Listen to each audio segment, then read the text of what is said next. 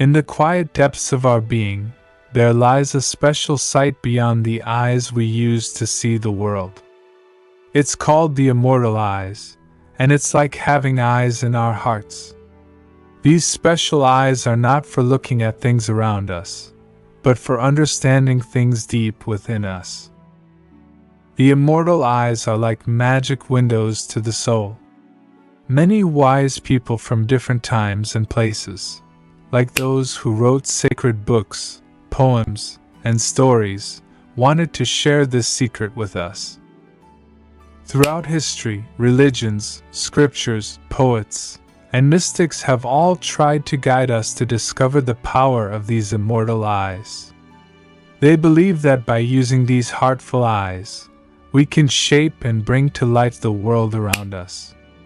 It's like having a superpower to make our hopes and dreams real.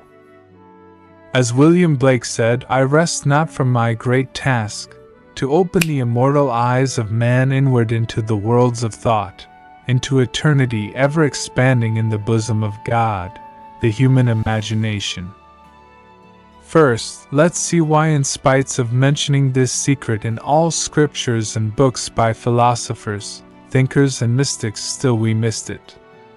And why we are not getting it properly, since it can be and is the only solution of all our problems. Certain words in the course of long use gather so many strange connotations that they almost cease to mean anything at all. Such a word is imagination.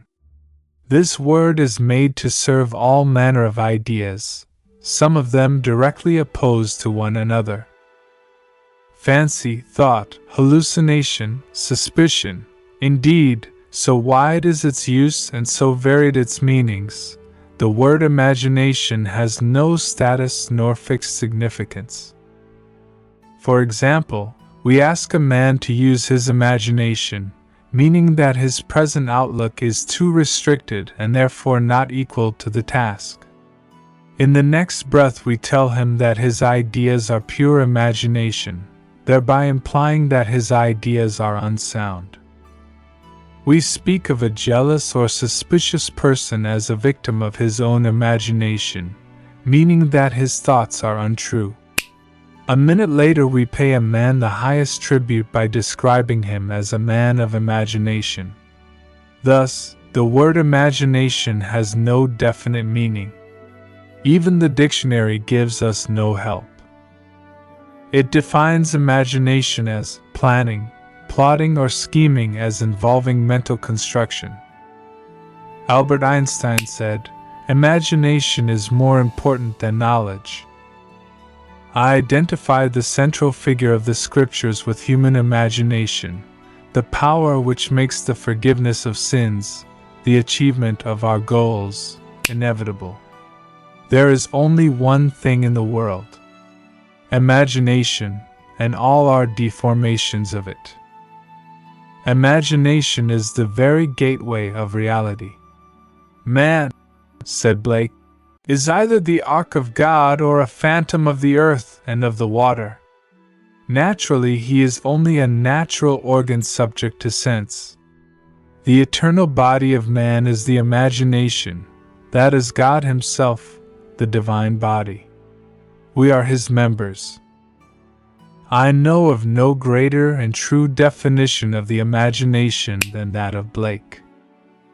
By imagination we have the power to be anything we desire to be.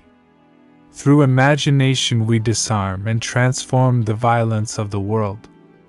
Our most intimate as well as our most casual relationships become imaginative as we awaken to the mystery hid from the ages, that God in us is our imagination.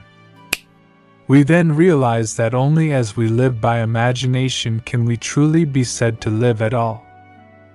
I want this video to be the simplest, clearest, frankest work I have the power to make it, so that I may encourage you to function imaginatively, that you may open your immortal eyes inwards into the worlds of thought, where you behold every desire of your heart as ripe grain, white already to harvest. The abundant life that God promised us is ours to experience now, but not until we have the sense of God as our imagination. The mystery hid from the ages. When God made man, He put something of Himself in him. That is God in you, which is your imagination. God is your beautiful, noble imagination. As scriptures say, the hope of glory in you. That is nothing else but your imagination. This is the mystery which I am ever striving to realize more keenly myself and to urge upon others. Imagination is our Redeemer, the Lord from heaven, born of man but not begotten of man. Every man is Mary, and birth to Christ must happen in him. If the story of the Immaculate Conception and birth of Christ appears irrational to man, it is only because it is misread as biography, history, and cosmology, and the modern explorers of the imagination do not help by calling it the unconscious or subconscious mind. Imagination's birth and growth is the gradual transition from a God of tradition to a God of experience. If the birth of Christ in man seems slow, it is only because man is unwilling to let go the comfortable but false anchorage of tradition.